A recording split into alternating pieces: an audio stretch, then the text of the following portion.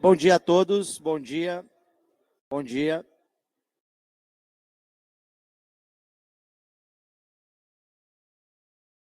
Eu vou pedindo que a gente vá se acomodando aí no auditório, antes da gente ouvir o professor Natan, para passar alguns anúncios para o segundo dia do evento, tá? Então,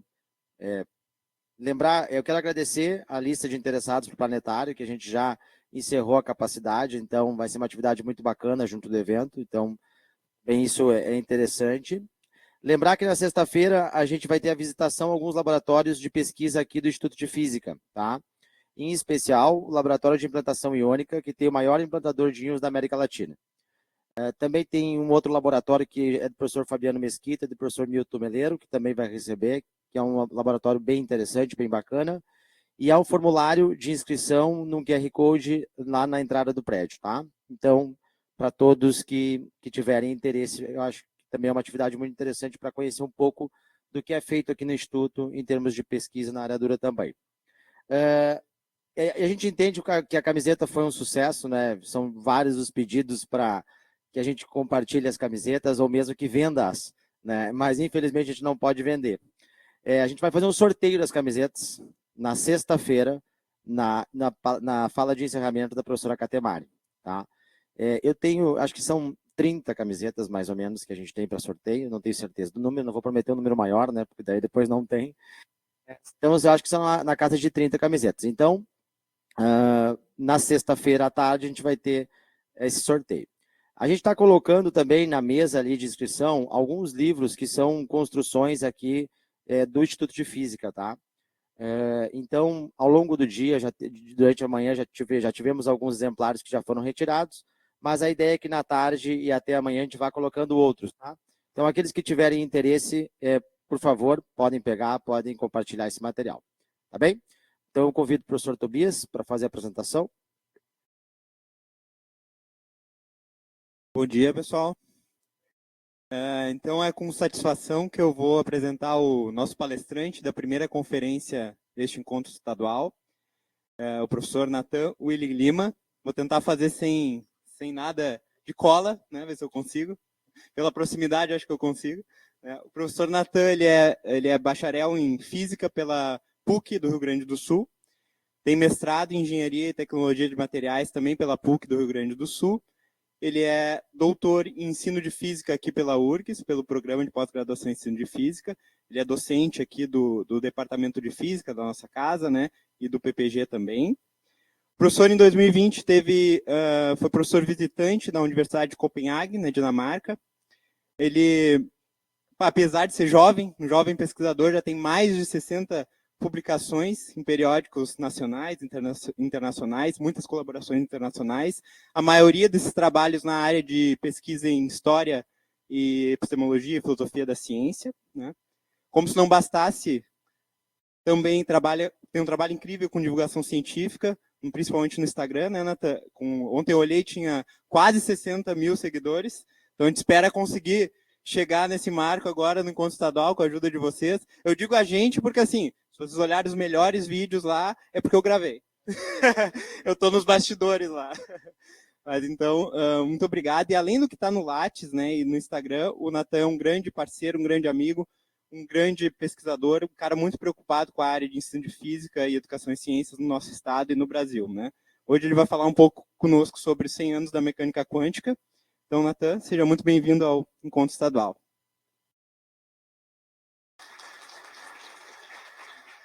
Obrigado. Alô. Bom dia, pessoal, tudo bom? Primeiro, agradecer à comissão organizadora do encontro estadual.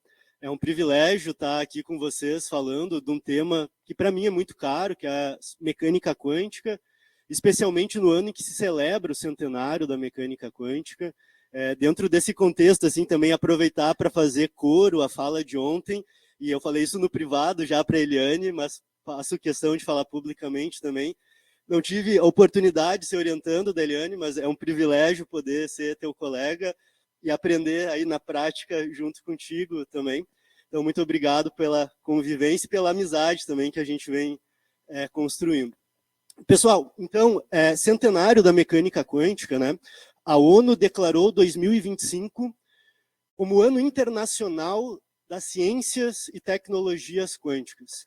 Para a gente que é aqui da área da física, dá para falar sobre isso, né? Eu acho que normalmente as pessoas pensam em 1901, trabalho do Planck, ou 1905, que é o trabalho do Einstein, como início da mecânica quântica, mas a ONU declara 2025 em homenagem a um artigo de 1925 do Werner Heisenberg. É um artigo que nos livros didáticos não é tão mencionado. Eu vou comentar sobre ele adiante, mas ele é justamente o artigo em que o Heisenberg defende a necessidade da construção de uma nova teoria. Até então, a mecânica quântica vinha sendo construído quase como uma colcha de retalhos, ainda da termodinâmica, mecânica estatística, mas em 25 fica clara a ideia de que eu preciso de um novo formalismo matemático. A gente vai ver isso, é a não comutabilidade dos operadores, na época interpretados só como matrizes, que introduz, então, uma nova teoria. Antes da gente chegar na parte histórica, um ponto que eu faço questão da gente discutir é a gente olhar, já que somos docentes da área, algo que é tão antigo, por um lado, é uma teoria centenária, será que ela seria também contemporânea, né? Quão atual do ponto de vista de impacto social, de importância, se a gente pensa numa educação cidadã, tem em trazer física moderna, mecânica quântica para a sala de aula? Eu fiz um exercício de botar quântica, só o termo quântica, na parte de notícias do Google, e aí aparecem algumas notícias como o que é computação quântica. Vejam que quando eu fiz, acho que não está... Está só aparecendo o slide, eu acho.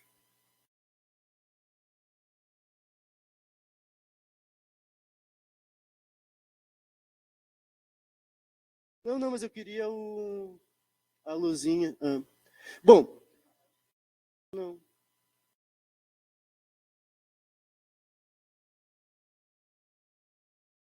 Obrigado.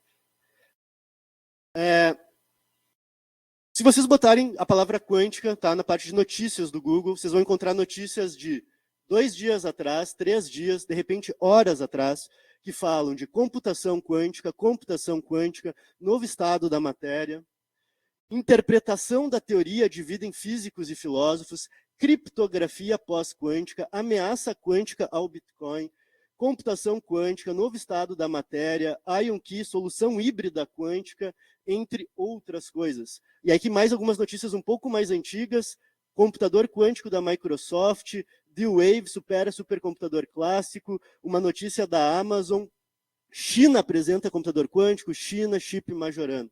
Ou seja, se eu botar a palavra quântica nas notícias do Google, vocês vão encontrar notícias de pouquíssimos dias falando, ou de horas, falando de mecânica quântica. E aí a primeira dúvida, né, que surge como uma teoria desenvolvida há 100 anos produz notícias há algumas horas, há alguns dias. E se vocês notarem, mais ainda atentamente, as palavras que aparecem nessas notícias são física, né, tá envolvendo física, filosofia, programação, área de negócios, fala o nome de empresas, segurança, fala de criptografia, e países, né? Aparece ali China, em algumas outras reportagens, Estados Unidos.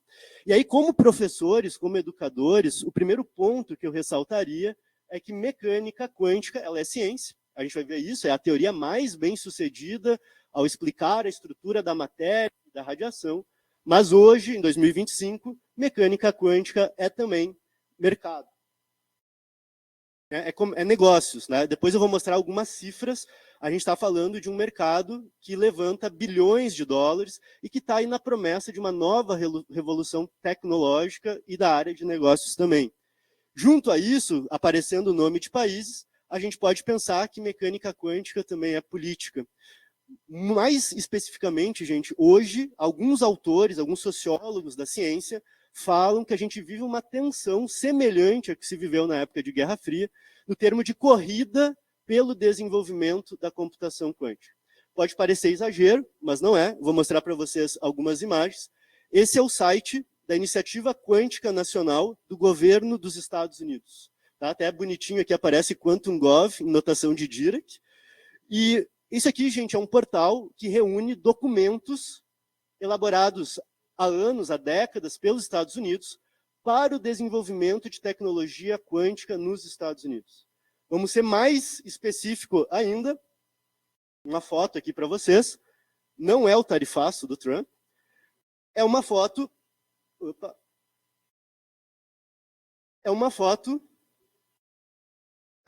de quando o Donald Trump, no primeiro mandato, assinou o Quantum Act como lei federal. Então, pensem que interessante. Eu tenho uma teoria da física, então uma teoria científica, sendo objeto de uma lei de um governo de um país extremamente importante. Então, ela sai do mundo puramente científico, ela está também no mundo da política. Hoje, existe uma lei federal nos Estados Unidos para incentivar o desenvolvimento de ciência e tecnologia quântica. E aí a pergunta inicial, e a gente vai retomar isso no final, é como que uma teoria científica centenária consegue entrar nesse mundo da política e do mundo dos negócios, como que ela ganha esse status político também. Então, gente, a gente fez uma pesquisa,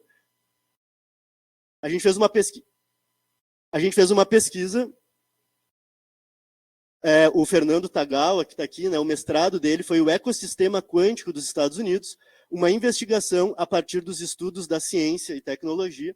Então, a gente se debruçou sobre esses documentos do governo americano para tentar entender o que é isso que eles chamam de um ecossistema quântico e como eles estão fazendo para desenvolver isso. Então, a gente vai ver isso lá no final aqui da apresentação, que existe a necessidade da mobilização de diferentes setores da sociedade, e entre eles a parte educacional, que nos compete, para que a gente possa desenvolver ciência e tecnologia quântica no mundo e, no nosso caso, no Brasil. Então, o meu convite é para que a gente reflita sobre essa trajetória da mecânica quântica e pense sobre o cenário brasileiro também. Dito isso, gente, o tema vai ser mecânica quântica e eu estruturei a apresentação com os seguintes tópicos, tá? De onde ela vem, então rapidamente eu quero passar por esse cenário da história da quântica, por que ela é tão disruptiva. Então vejam aqui algo que é importante para nós. Se por um lado eu tenho uma teoria que é economicamente, politicamente extremamente importante, por outro, quando eu pesquiso nas redes sociais, eu encontro um monte de coisas sobre misticismo quântico, espiritualidade e curas quânticas que não tem nada a ver com mecânica quântica. Essas distorções têm uma origem histórica e que vale a pena a gente entender por que do ponto de vista filosófico, ela é tão disruptiva. De fato, ela é uma teoria muito estranha sobre aquilo que ela fala da realidade, embora não tenha nada a ver com o que aparece no Instagram. E o mais estranho ainda é que, apesar de ser tão disruptiva filosoficamente, a gente faz tecnologia de ponta, né? E a gente está prestes a viver uma revolução tecnológica com uma tecnologia de ponta que é disruptiva filosoficamente. É, no mínimo, algo engraçado. E aí, no fim, algumas questões para a gente pensar junto, para onde a gente vai e qual o nosso papel enquanto educadores e pesquisadores da área de ensino dentro desse processo. Então, o primeiro ponto, gente, é olhar, tá, e fazer aqui uma separação entre o que a gente chama de física clássica e uma física quântica, ou uma teoria quântica, ou uma mecânica quântica. Já alguns divulgadores científicos, há um tempo atrás, fizeram duras críticas ao termo física quântica, como se ele fosse um termo equivocado. Normalmente o pessoal do misticismo usa o termo física quântica, mas não teria nenhum erro, em princípio conceitual, em utilizar essa terminologia. Qual é a separação que normalmente se faz? No início do século XX, você começa a estudar fenômenos e propor a noção de quantização da energia. Então surge uma teoria quântica, uma física quântica no sentido geral. Em 25, você tem uma ruptura formal, matemática, e aí inaugura uma nova teoria, que é o que a gente chama de mecânica quântica. Então, mecânica quântica seria a teoria de 25 para cá, enquanto física quântica ou teoria quântica seria essa teoria de um sentido mais amplo, incluindo a antiga teoria quântica. O que eu quero apresentar ou defender aqui nessa fala é que existe uma ruptura fundamental entre como a física clássica descreve o mundo e como a mecânica quântica vai passar a descrever. Para isso, fazendo uma síntese, que é quase um assassinato histórico, né? Então, 500 anos de ciência em 5 minutos, a gente pode pensar que a física clássica é composta por 3 grandes teorias. E se a gente volta lá para o ensino médio, a gente revisita essas 3 grandes teorias. No primeiro ano do ensino médio, se estuda mecânica, movimento. Então, essa é a primeira grande teoria clássica. No segundo ano, se estuda temperatura, calor, troca de energia, teoria de sistemas macroscópicos, termodinâmica.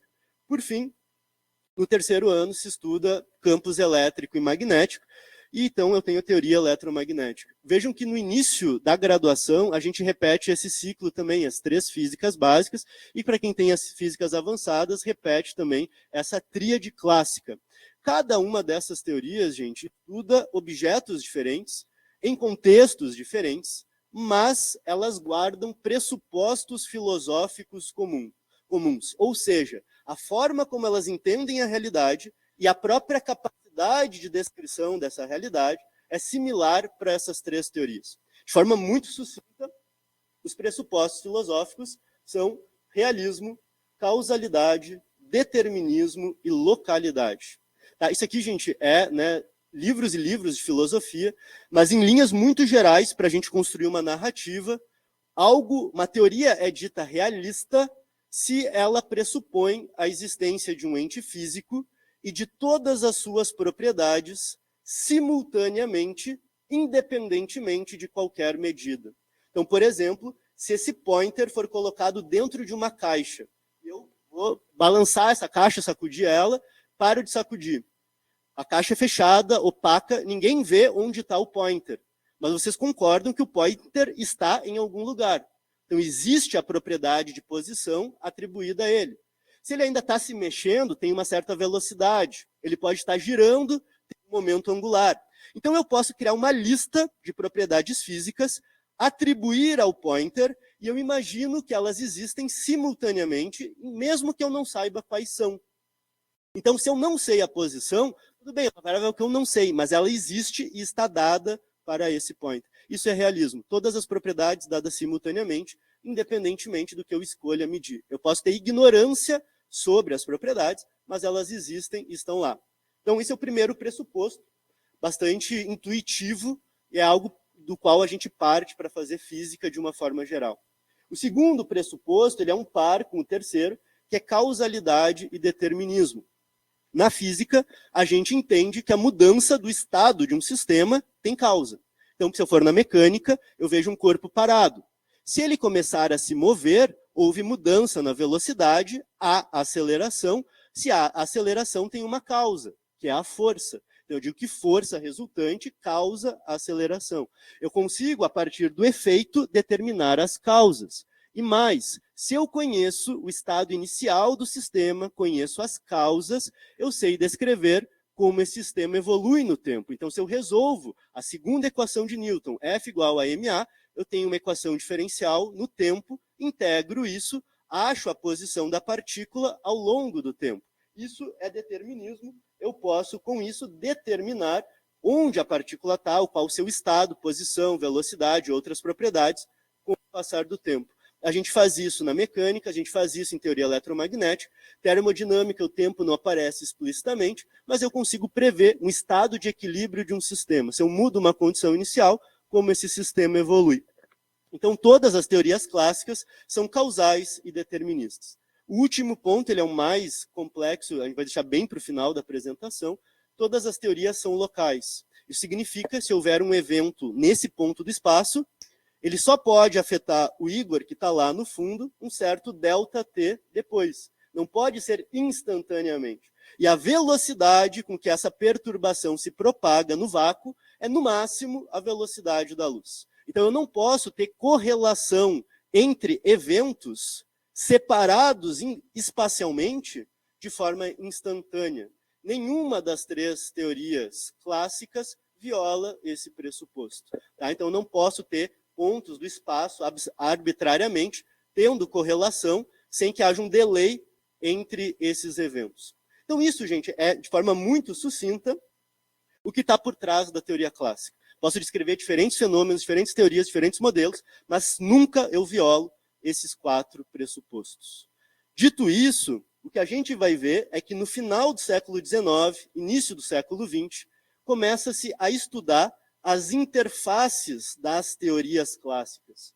Não basta só estudar um campo elétrico e magnético. Eu vou estudar campos elétricos e magnéticos em diferentes referenciais que se movem entre si. E aí, se eu uso mecânica newtoniana com teoria eletromagnética, as transformações dos campos não dão certo. Eu preciso de um outro conjunto de transformações que deem conta dessa complexidade aqui.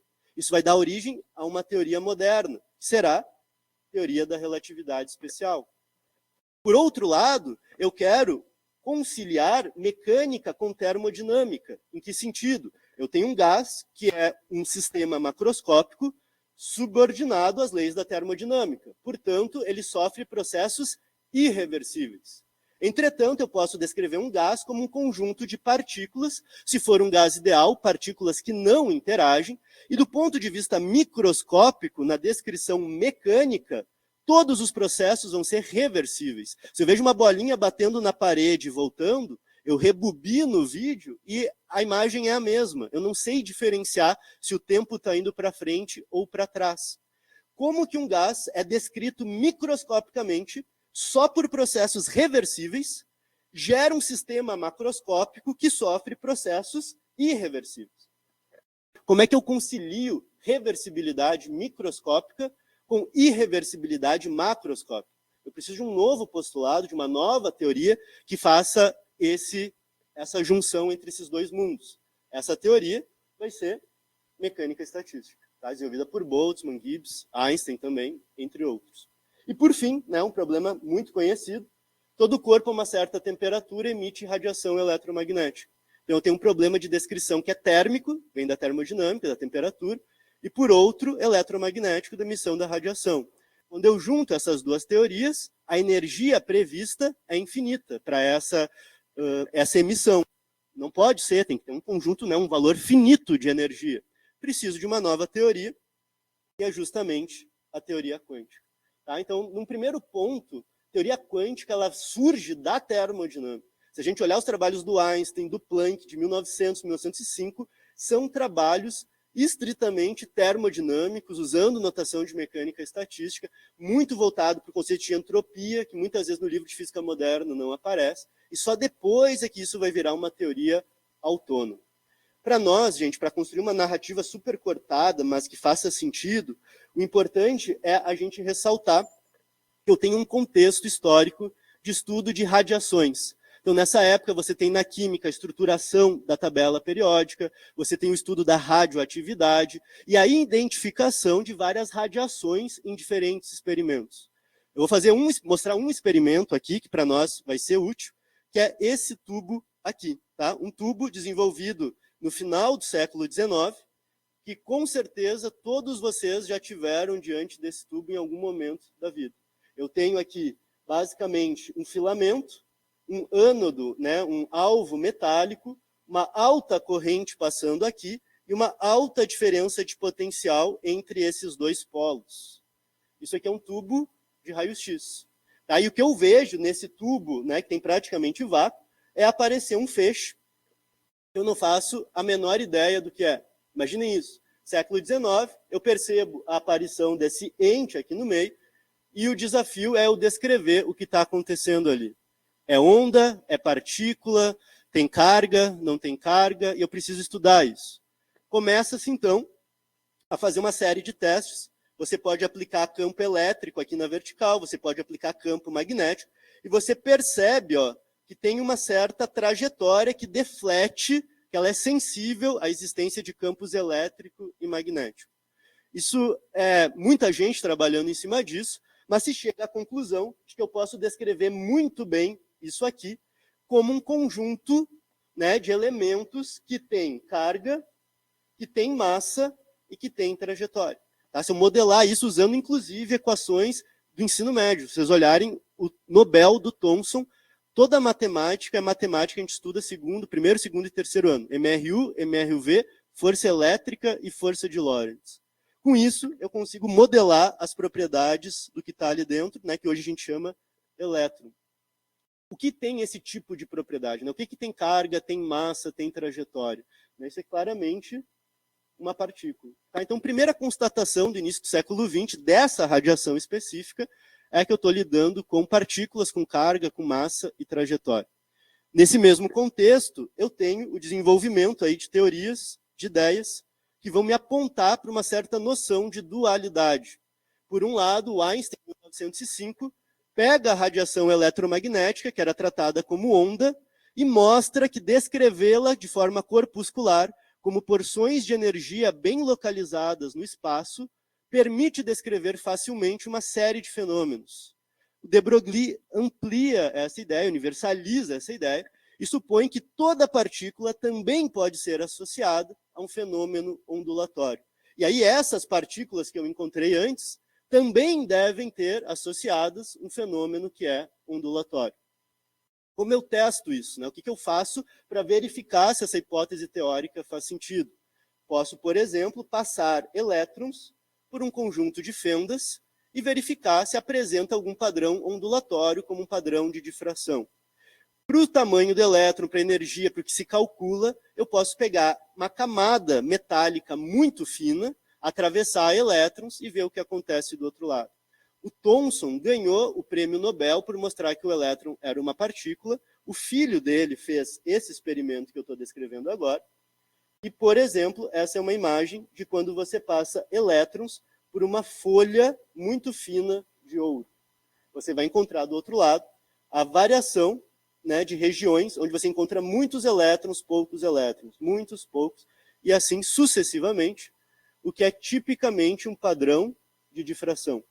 Então, o Thomson pai ganha o prêmio Nobel por mostrar que o elétron é uma partícula, e o filho dele ganha depois o Nobel por mostrar que o elétron é uma onda.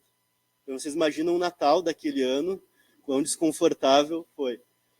E aí você tem um problema sério, né? Como é que você descreve, e aí isso começa a aparecer para uma série de fenômenos, né, gente? Isso aqui é só uma linha do tempo, onde você começa a encontrar essa dualidade de partícula e onda, e você começa a ter isso que eu falei no início, uma colcha de retalhos. Você precisa fazer sentido disso. A primeira pessoa que vai conseguir dar uma solução bastante satisfatória nesse sentido é o Werner Heisenberg, em 1925. O Heisenberg era um jovem físico, 20 e poucos anos, né, no início da carreira. Ele foi aluno do Max Born. Max Born, a gente só estuda ele depois, né, na interpretação probabilística. Mas o Max Born tinha um grupo de pesquisa muito forte que vai tentar utilizar o modelo de Bohr, modelo planetário, para descrever propriedade de elétrons. E o Heisenberg é aluno desse grupo e vai conseguir, em 1925, mostrar que posição e momentum não comutam na mecânica quântica. Se eu fizer posição vezes momentum, não é igual a momentum vezes posição. E aí ele tira uma série de propriedades, depois conseguem resolver o átomo de hidrogênio com essa mecânica que foi chamada depois de matricial. O Heisenberg não sabia o que eram matrizes. O Dirac, o Pauli e o Jordan observam, reconhecem e propõem. Então, não, olha, mecânica quântica se faz com matriz, depois isso é generalizado para a ideia de operadores lineares, mas o ponto é, em 25, eu vou mostrar aqui o trabalho dele, o Heisenberg entende que está criando e fundando uma nova teoria com um novo formalismo matemático. Para surpresa dele, um ano depois, o Schrödinger propõe a sua equação de onda, resolve com uma certa facilidade os mesmos problemas que o Heisenberg está resolvendo, com uma notação que era muito mais familiar para os físicos, resolvendo equações diferenciais. Então existe, num primeiro momento, uma disputa intensa entre o grupo do Heisenberg e a proposição do Schrödinger, que vão ter duas teorias, num primeiro momento, concorrentes, mecânica ondulatória e mecânica matricial. Isso depois vai ser, de alguma maneira, conciliado no que a gente vai chamar de mecânica quântica. Em 1925, né, só para mostrar, esse é o artigo que dá o centenário da quântica, as reinterpretações teórico-quânticas das relações cinemáticas e mecânicas. Tá? É nesse artigo que o Heisenberg vai mostrar essa não comutabilidade. Vejam que uma coisa que a gente poderia explorar, né, mas não vai dar tempo, existe uma carga filosófica muito forte por trás dessa proposição. O Heisenberg quer propor uma teoria fundada exclusivamente sobre relações entre quantidades que, em princípio, são observáveis. Você tem aí uma ascensão do positivismo lógico na Europa, e aí você tem a ideia de que toda teoria que trata de grandezas que eu não posso medir diretamente, é uma teoria que tem muito metafísica e não vale a pena. Então a defesa do Heisenberg é que o pessoal estava perdido, porque estava fazendo muita metafísica, falando de uma onda, aqui ainda não tinha essa onda do Schrödinger, né?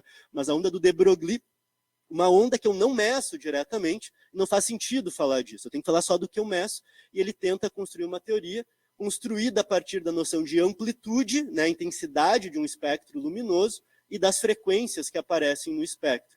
E aí passa a ter uma competição entre as duas grandes teorias, que depois se mostram integráveis até certo ponto.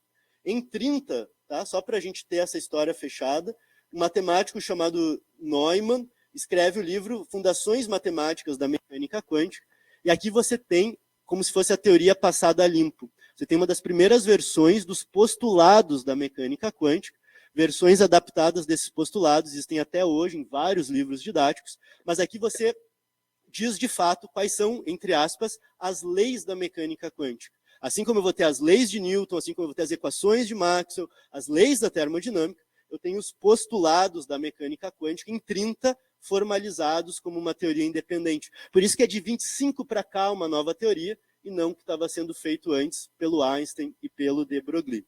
Em linhas muito rápidas, né, para a gente poder avançar, basicamente a ideia é que eu preciso associar o elétron a uma função de onda.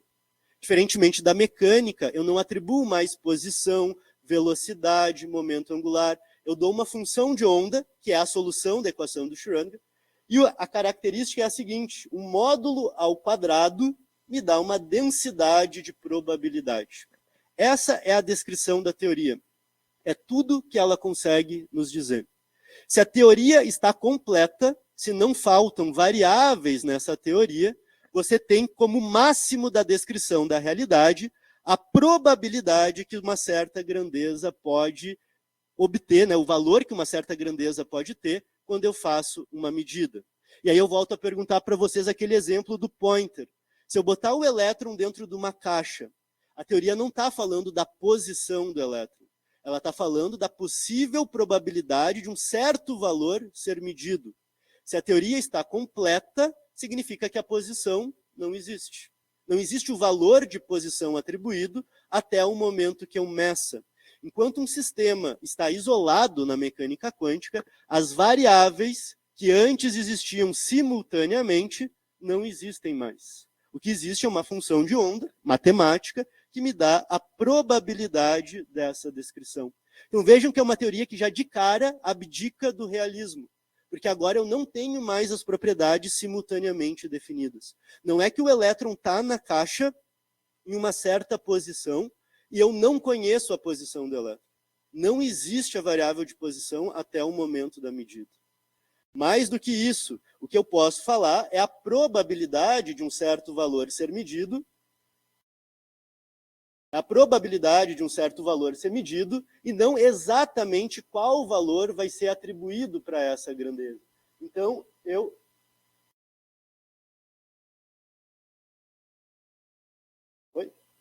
abdico também do determinismo. Eu não posso mais determinar o futuro do elétron. Eu tenho a probabilidade com que o elétron tenha um certo valor para uma certa grandeza. E aí eu pergunto para vocês, por que em alguns elétrons, dessa imagem aqui, ó, por que teve alguns que vieram para o centro e alguns que vieram para esse primeiro anel? Não tem causa também. Tem a probabilidade de parar no centro, tem a probabilidade para o primeiro anel, e assim sucessivamente. A teoria não dá a causa. Se eu admito que mecânica quântica está completa, o elétron não tem todas as suas propriedades, então ele não é uma teoria não realista. Se ele está dentro da caixa, as propriedades que eu conheço, o elétron parado num lugar com uma velocidade, não existe mais. Eu não consigo descrever onde ele vai estar no futuro. Eu não consigo atribuir uma causa que diferencie um evento de outro. E ainda, por cima de tudo isso, eu vou mostrar isso depois, vai ser uma teoria que vai se mostrar não local também. Um evento que acontece aqui pode estar correlacionado com outro evento separado espacialmente.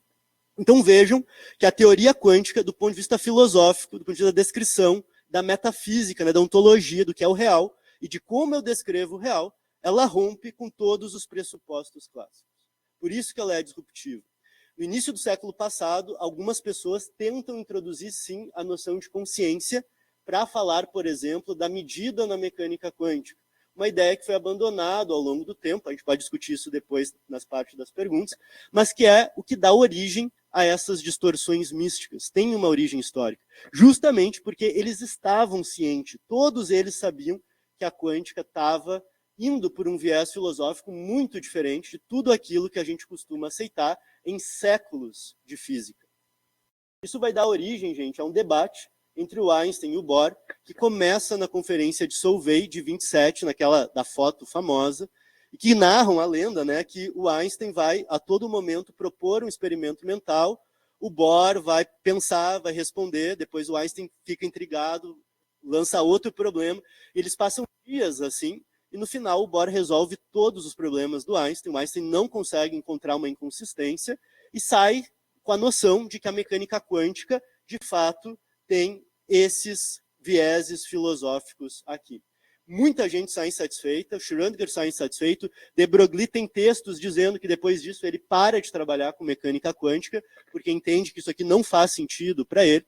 E o Einstein, durante muitos anos, vai se debruçar, até 1935, achar algo que ficou conhecido como paradoxo EPR. Então, esse debate com o Bohr se estende pelos próximos anos, e em 1935, sem usar esse termo, o Einstein vai chegar num fenômeno, né, numa propriedade da mecânica quântica, que a gente chama de emaranhamento. Esse aqui que eu vou mostrar não é o exemplo do Einstein, mas é mais fácil de entender.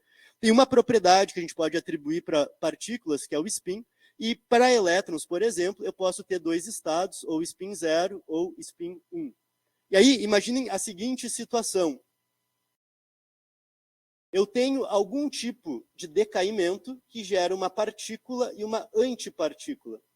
Se o momento angular original era 0, a soma dos spins tem que dar 0. Um tem que ser up e o outro tem que ser down, obrigatoriamente. Eu não sei quem é o up, pode ser que esse aqui seja up, pode ser que esse seja o down, ou vice-versa, mas nunca eu vou poder ter dois ups e dois downs. Então, para o emaranhamento acontecer, eu sempre tenho que ter um fenômeno, um evento, que está subordinado a uma lei de conservação. Pode ser momento angular, o artigo original do Einstein é momento linear, aqui eu preciso ter a soma do spin sendo 0. Né? Um positivo, outro negativo, um up e o outro down.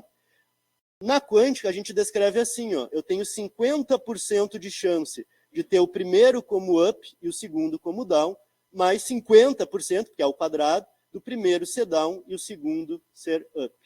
Enquanto eu não fizer a medida, a propriedade de spin não existe. Não é que um já é up e o outro já é down e eu não sei. Não está definido.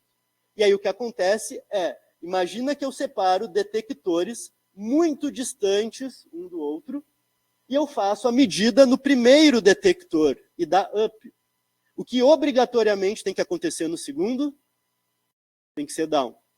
Se eu fizer uma medida aqui e der down, obrigatoriamente no outro tem que ser up. Agora imagina que isso está a quilômetros de distância. Agora imagina que esse par está a anos-luz de distância. Instantaneamente, ao medir aqui e dar up, o outro é down. Então eu tenho agora uma certa relação estatística não local. Que acontecer num lado vai ter que estar atado com outra partícula do outro, e não há um tempo, não tem um delay para que isso possa ser informado. Entende-se? Isso que é o que o Einstein mostra, e vai usar isso para dizer que mecânica quântica está incompleta. Ele diz que isso é absurdo, em 1935, e justamente isso mostraria para ele que um já tem que ser up e o outro já tem que ser down. É a gente que não sabia. Então, o argumento do Einstein é mantendo o realismo, e argumentando a favor da localidade. Tudo mostra, gente, tudo que a gente entende até hoje, é que, de fato, isso é um fenômeno não local. Em 64, um físico americano chamado John Bell gera um teorema, que é o teorema da desigualdade de Bell, mostrando que há diferença entre já existir essa propriedade de spin ou não existir previamente. Então, isso é, em princípio, um teorema matemático, que depois, nos anos 80, é observado em laboratório. O grupo do Alan Aspect faz as medidas e, de fato, encontra os resultados compatíveis com a não localidade da mecânica quântica. Eles ganharam o prêmio Nobel há 2 anos, justamente por mostrar que a mecânica quântica está de acordo com o que é previsto para a não existência dessas variáveis locais. Então, de fato, pelo menos pela interpretação ortodoxa, a gente está lidando com uma teoria que, além de não realista, não causal e indeterminista, é não local também. Tá? Há outras interpretações que tentam fugir disso, mas não conseguem escapar da não localidade. Tá? Então, a teoria de variáveis ocultas do Bohm é realista, causal, mas ainda assim é não local. Isso seguia desagradando Einstein, por exemplo. Então vejam que a gente está dentro de uma teoria que é muito estranha, ou que pelo menos descreve a realidade e o nosso conhecimento de uma forma muito estranha. Só isso, só o que ela consegue desenvolver do ponto de vista teórico, de previsões, experimentos, já seria suficiente para ser uma teoria muito importante. Mas, como eu comentei no início, mais do que isso, ela tem implicações tecnológicas, financeiras e políticas que são fundamentais. E aí, só para finalizar essa apresentação, rapidamente, só para dar um exemplo, por que ela é tão importante? Se eu resolvo a equação de Schrödinger independente do tempo, eu obtenho os níveis de energia de um certo átomo. Se eu faço isso para mais de um átomo, eu começo a encontrar, aqui são os poços de potencial, quais níveis são acessíveis. Se eu começo a aproximar esses átomos, eu encontro outros níveis. Se eu coloco mais átomos, eu começo a formar faixas de energia que são acessíveis ao elétron e regiões que não são acessíveis. Essas faixas vão dar origem ao conceito que a gente chama de banda de energia. Eu tenho, por exemplo, banda de valência, formada por elétrons ligados, e banda de condução. Por que isso é importante? Toda a teoria de materiais, que separa condutores, isolantes e semicondutores, é baseado em teoria de bandas, que vem como consequência da mecânica quântica. Então, toda a física de estado sólido é uma implicação, fruto do desenvolvimento da teoria quântica, e com semicondutores você constrói chips que estão dentro de celulares ou outros dispositivos como células solares. Então, toda a microeletrônica que a gente tem acesso, computador, celular, painel do carro, vem da teoria de semicondutores, que é consequência da mecânica quântica. A gente está falando, gente, nos Estados Unidos, em 2020, uma indústria de 277 mil trabalhadores, só em semicondutores, sem pensar a parte de celular, chip, só a indústria de semicondutores. Tá? E aí um valor de 246 bilhões no produto interno bruto deles. Tá? Alguns investimentos, cifras mundiais, investimentos nos Estados Unidos de 40 bilhões, na China de 140 bilhões em indústria de semicondutores. No Brasil você tem algumas tentativas de fomentar essa indústria, mas ainda de uma forma muito modesta. Mas você tem já uma revolução tecnológica que nós já vivemos como uma consequência da mecânica quântica.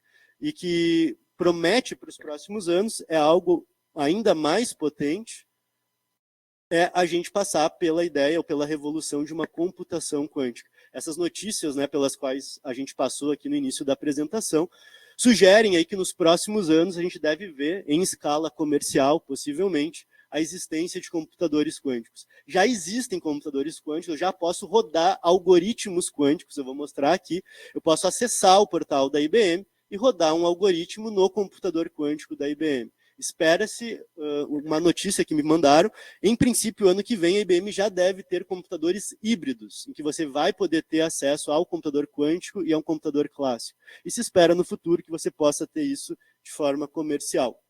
Tá, então, esse aqui é o site da IBM, né, onde você pode acessar lá, tem toda uma parte educacional, você pode rodar no Qiskit, fazer o algoritmo quântico, eles dão aula, a linguagem de Python, e também você pode simplesmente arrastar as portas lógicas e montar algoritmos simples. A versão gratuita você acessa poucos qubits, mas você pode pagar uma conta, né, profissional e ter acesso a mais qubits dentro do computador quântico da IBM.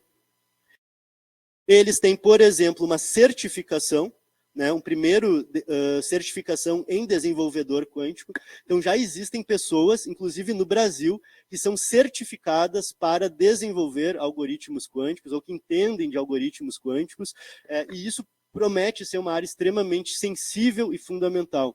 Se a gente pensar que isso tem impacto na área de criptografia, se isso tem impacto na parte de capacidade de processamento de dados, de resolução de problemas, tanto para pesquisa quanto para empresas, vai ser fundamental ter profissionais habilitados a trabalhar com desenvolvimento de algoritmos quânticos. Então, um ponto para a gente pensar, né? Mais uma vez, a física está no meio de uma revolução tecnológica que tem consequências positivas e negativas sociais para os próximos anos. Qual é o nosso papel enquanto educadores em diferentes áreas que a gente possa atuar, de pensar sobre o que está acontecendo e de preparar as pessoas de diferentes formas para uma revolução que está aparecendo, né, que está por vir nos próximos anos.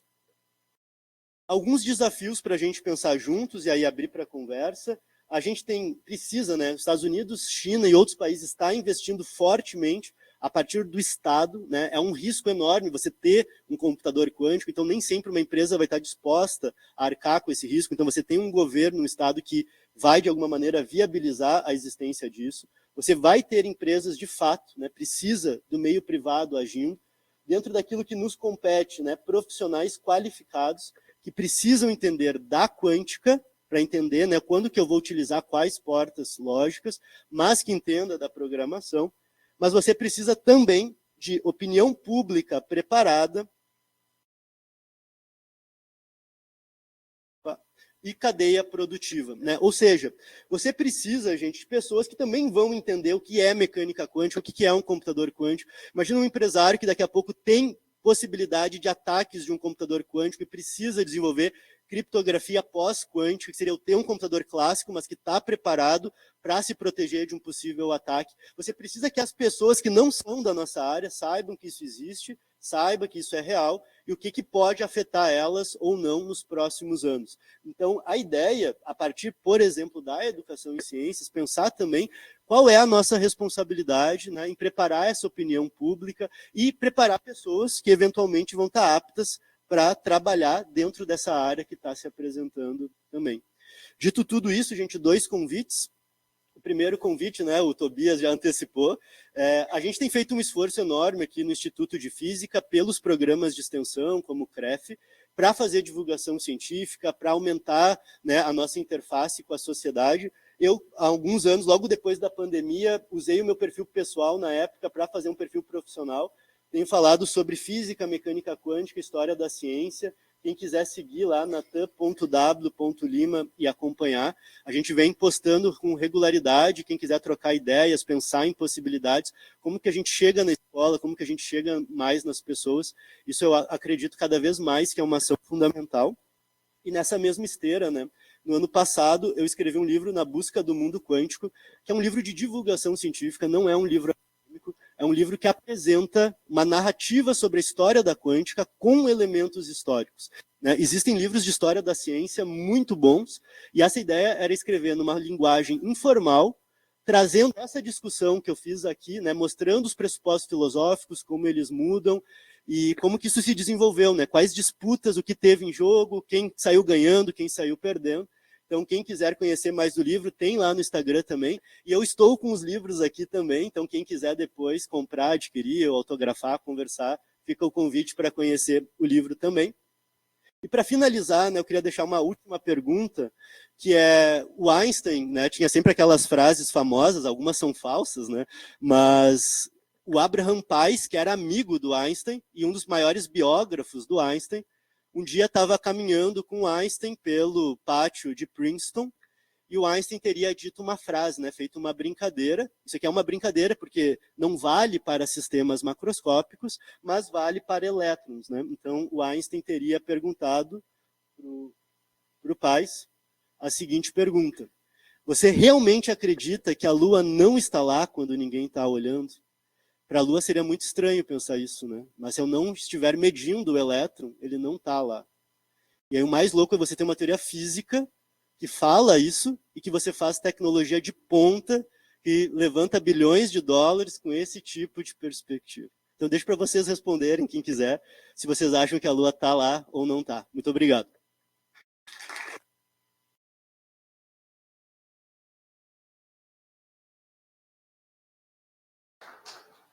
Obrigado, Natan.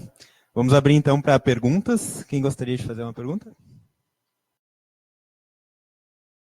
Vou começar então. Natan, eu sei que tu já tem trabalho sobre o misticismo quântico, toda essa questão, já tem tese de doutorado e tal.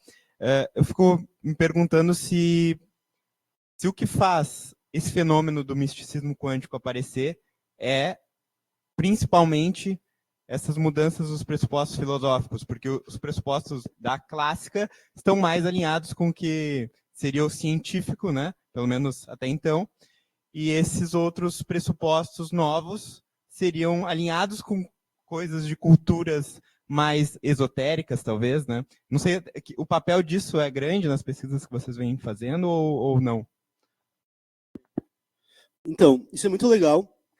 Ao longo de toda a física... Tá bom o áudio desse aqui ou não? Tá? Tá bem? Ao longo de toda a física, tu encontra essa hibridização de pensamento científico e misticismo, né? Então, por exemplo, na teoria eletromagnética clássica, você vai encontrar, por exemplo, um fenômeno na Europa que foi o mesmerismo.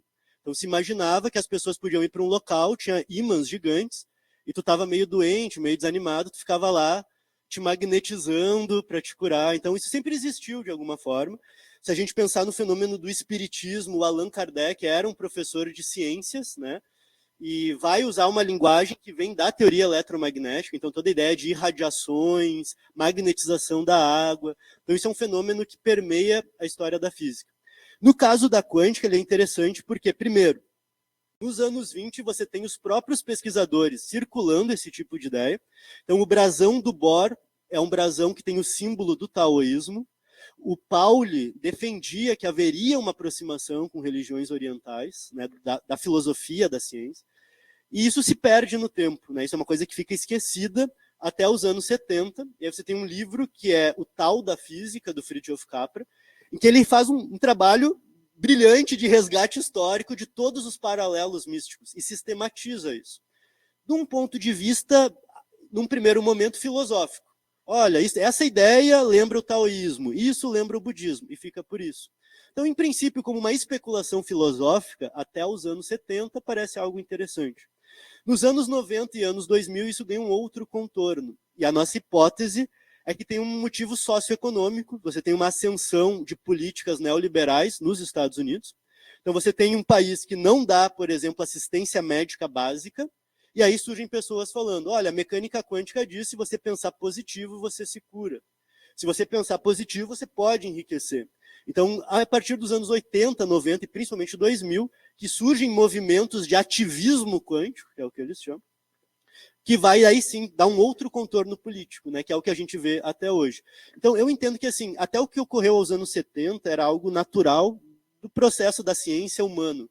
A partir dos anos 2000, você já ganha um contorno econômico e algo de pessoas que vieram da física e que fazem promessas que não são realizáveis. Eu acho que é um fenômeno que ultrapassa essa dimensão cultural que é tradicional da ciência. Marcos? Natan, parabéns pela fala enriquecedora e eu, mais ou menos no esteio da fala da questão do Tobias, o embate filosófico entre materialismo e idealismo, ele é um embate ao longo de toda a história da filosofia, né? Poderia estar com os gregos, os atomistas gregos como materialistas e o platonismo, enfim, como concepção idealista.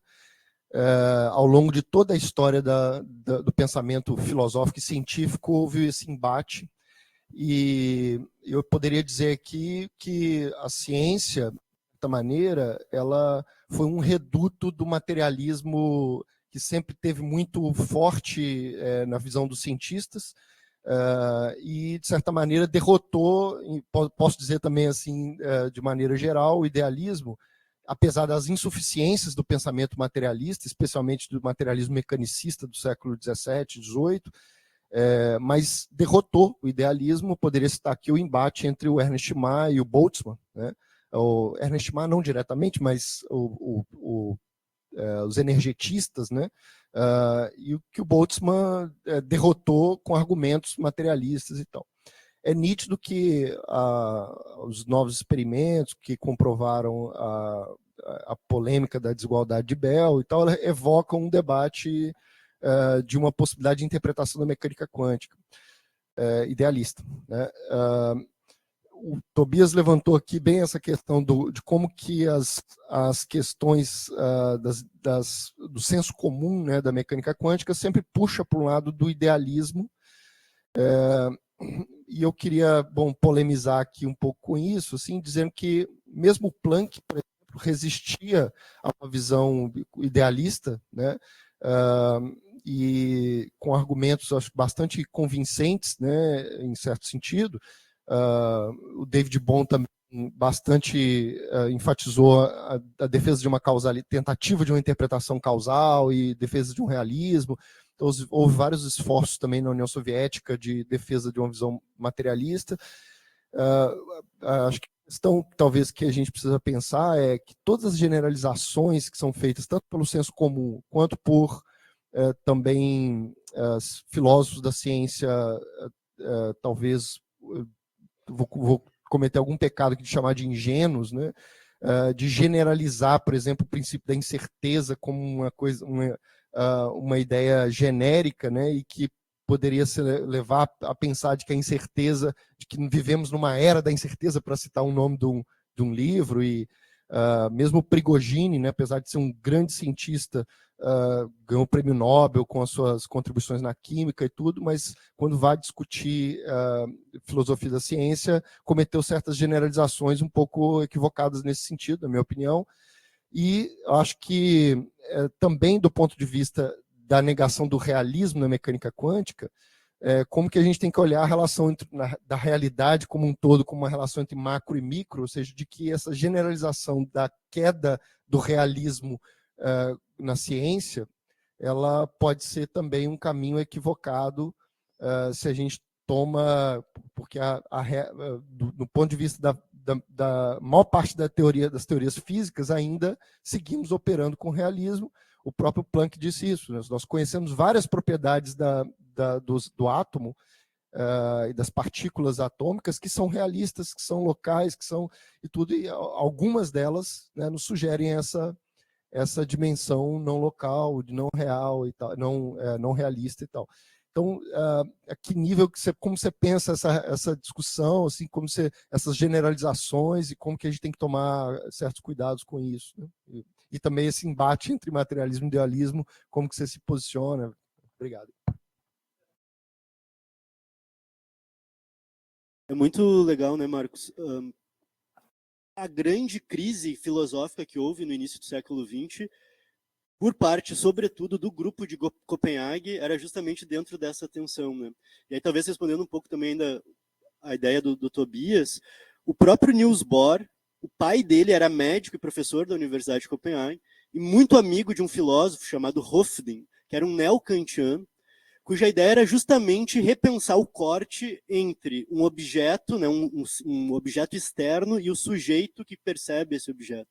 E dentro dessa filosofia neo-kantiana, esse corte ele seria sempre arbitrário em alguma medida. Então é muito interessante porque você encontra na filosofia do Hofding elementos que depois vão estar muito claros na discussão do Niels Bohr também. Toda essa linguagem de observador e coisa observada é uma importação, até certo ponto, dessa filosofia que o Niels Bohr acompanhou.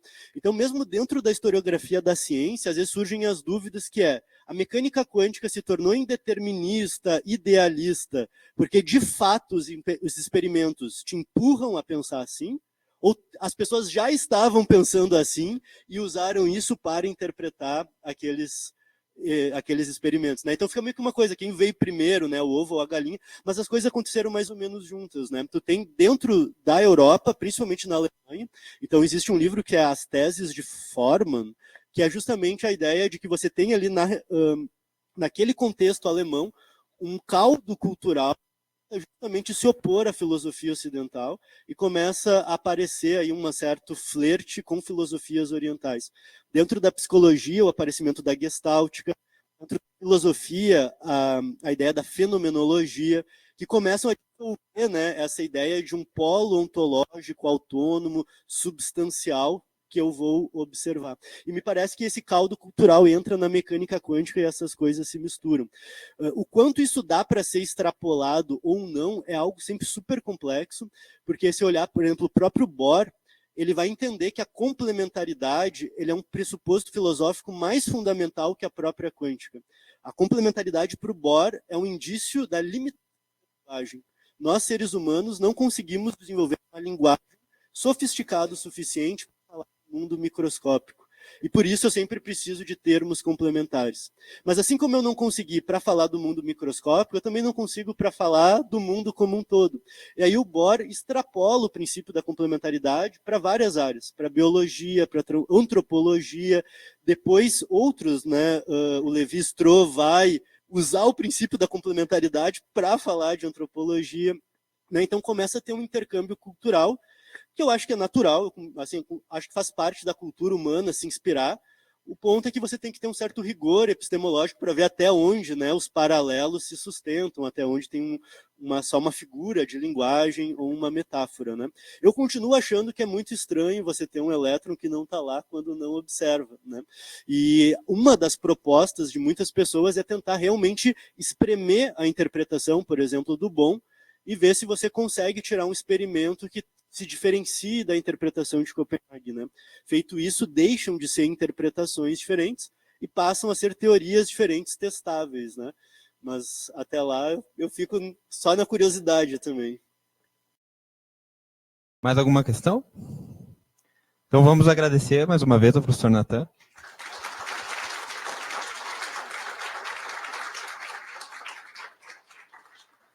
Pessoal, pedimos então que vocês retornem às 2 horas para nós darmos continuidade ao evento, certo? Obrigado.